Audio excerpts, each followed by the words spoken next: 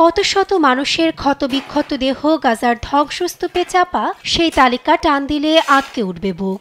জীবিত না হোক, অন্তত প্রিয়জনের মরদেহটা হলেও চাই, সেই আশা নিয়ে ধ্বংসস্তূপ বা আবর্জনার ভাগাড়ে হাতড়ে বেড়াচ্ছেন স্বজনরা।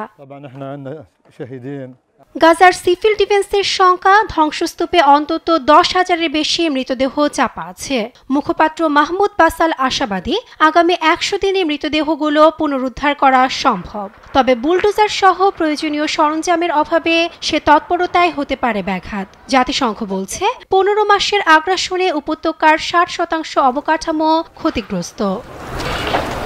রোববার থেকে হামাস ইসরায়েলের 3 ধাপের যুদ্ধবিরতি চলছে। তারপরও দক্ষিণ রাফায় ইসরায়েলি গুলিতে প্রাণ গেছে কয়েকজন ফিলিস্তিনির।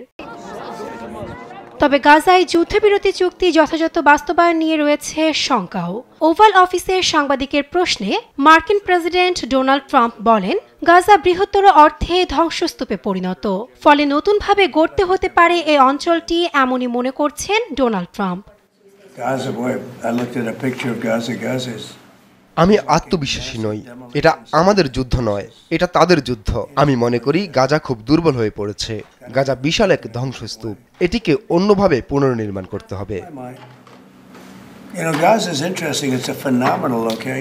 এদিকে উত্তপ্ত ইসরায়েল দখলকৃত ফিলিস্তিনের পশ্চিম তীর। অবৈধ ইহুদি বসতিদের সঙ্গে ফিলিস্তিনিদের দাঙ্গার খবর পাওয়া গেছে। পরে ইসরায়েলি পুলিশের সহায়তায় ফিলিস্তিনিদের প্রতিষ্ঠানে আগুন ধরিয়ে দেয় ইহুদিরা।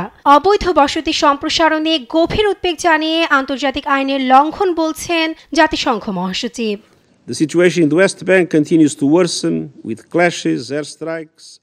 আমি গাজা ও পশ্চিম তীরের অধিকৃত ফিলিস্তিনি ভূখণ্ডের অখণ্ডতা ও অবিচ্ছিন্নতার প্রতি একটি হুমকির বিষয়ে গভীরভাবে উদ্বিগ্ন।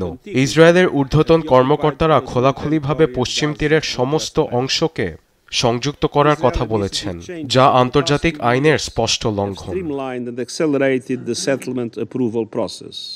নাসরিন আক্তার, নিউজ ডেস্ক, দেশ টিভি।